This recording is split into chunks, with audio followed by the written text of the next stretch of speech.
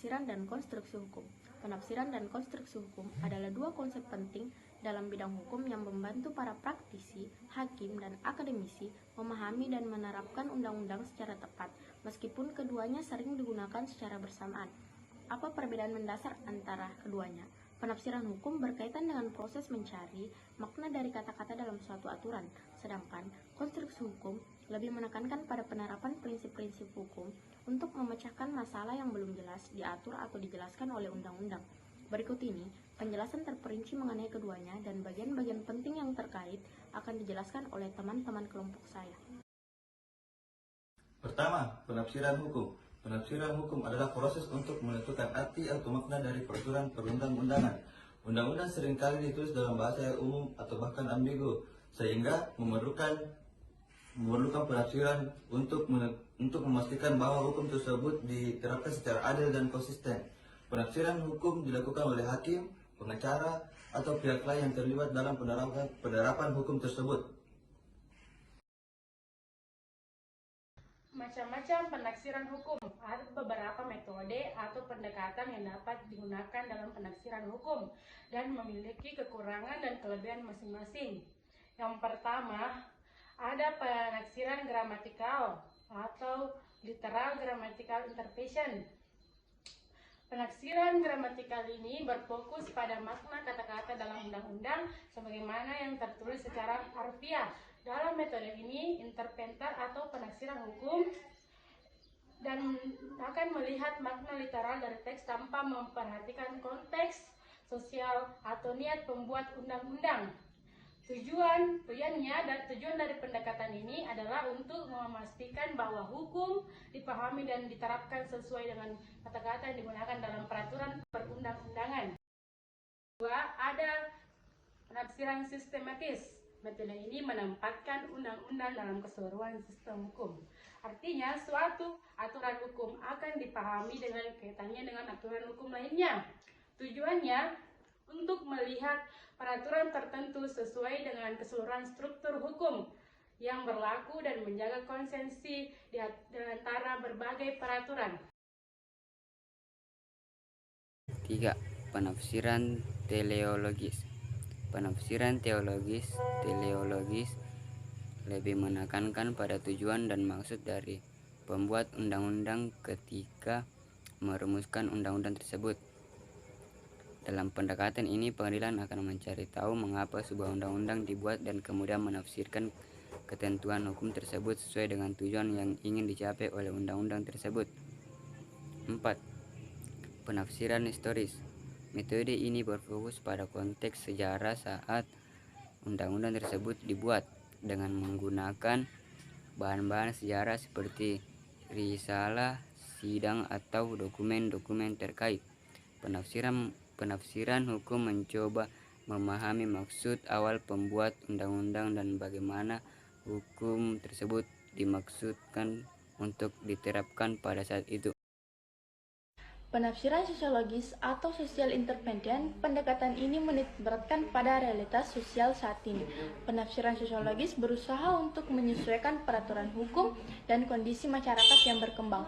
Dalam beberapa kasus, undang-undang lama yang harus disesuaikan dengan perkembangan sosial yang ada. 6.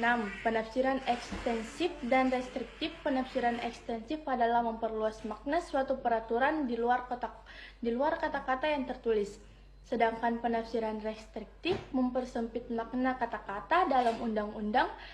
Kedua pendekatan ini digunakan ketika makna literal dari undang-undang dianggap tidak sesuai dengan maksud pembuat hukum atau konteks sosial. Tujuan penafsiran hukum. Penafsiran hukum bertujuan untuk menjaga kepastian hukum dengan memberikan pemahaman yang jelas tentang makna dari peraturan perundang-undangan, menghindari kesalahan dalam penerapan hukum yang bisa terjadi karena ketidakjelasan kata-kata dalam undang-undang, menyelaraskan antara niat pembuat undang-undang dengan penerapan hukum di lapangan.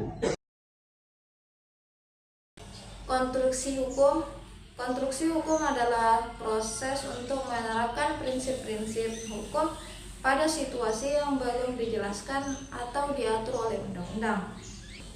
Dalam praktiknya, konstruksi hukum seringkali diperlukan ketika undang-undang tidak memberikan jawaban yang jelas terhadap masalah tertentu, atau ketika undang-undang harus disesuaikan dengan situasi baru yang belum ada sebelumnya.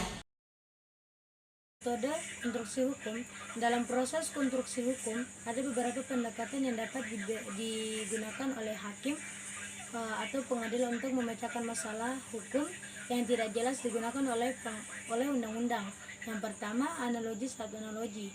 Konstruksi analogis, penerapan prinsip hukum kasus yang serupa atau memiliki kemiripan dengan masalah yang sedang dihadapi. Jika suatu masalah hukum baru tidak diatur secara eksplisit, hakim akan mencari aturan hukum yang serupa dan menerapkannya dengan analogi.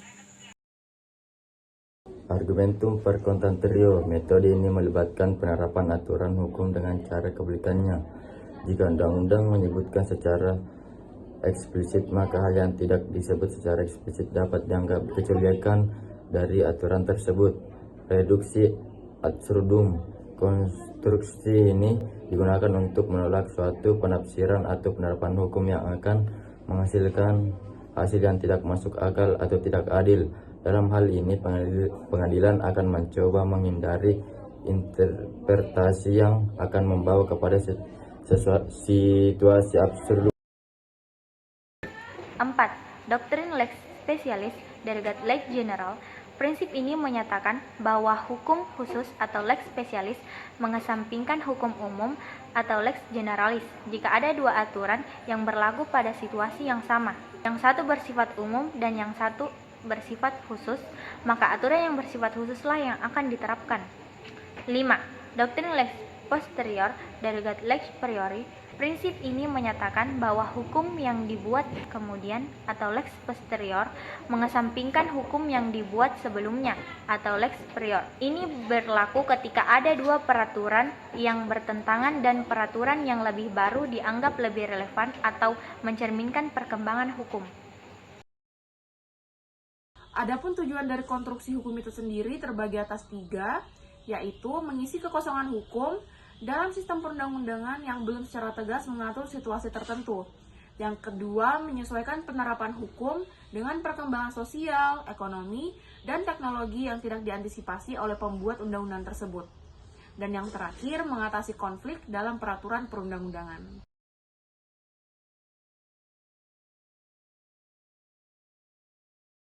Perbedaan penafsiran dan konstruksi hukum.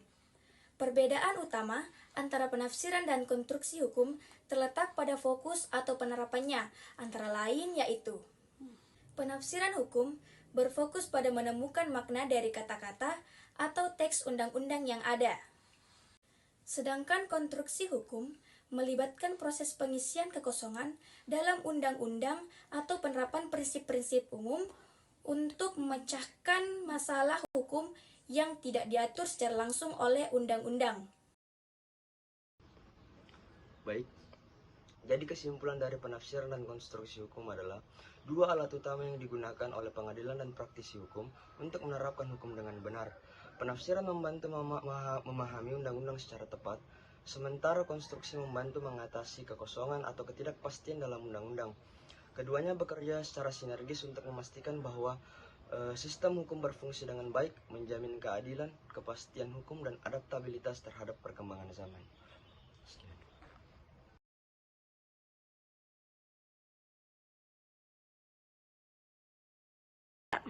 Itulah hasil dari penjelasan materi, penafsiran, dan konstruksi hukum. Kurang dan lebihnya mohon dimaafkan. Semoga bermanfaat. Wabillahi taufiq wal hidayah. Wassalamualaikum warahmatullahi wabarakatuh.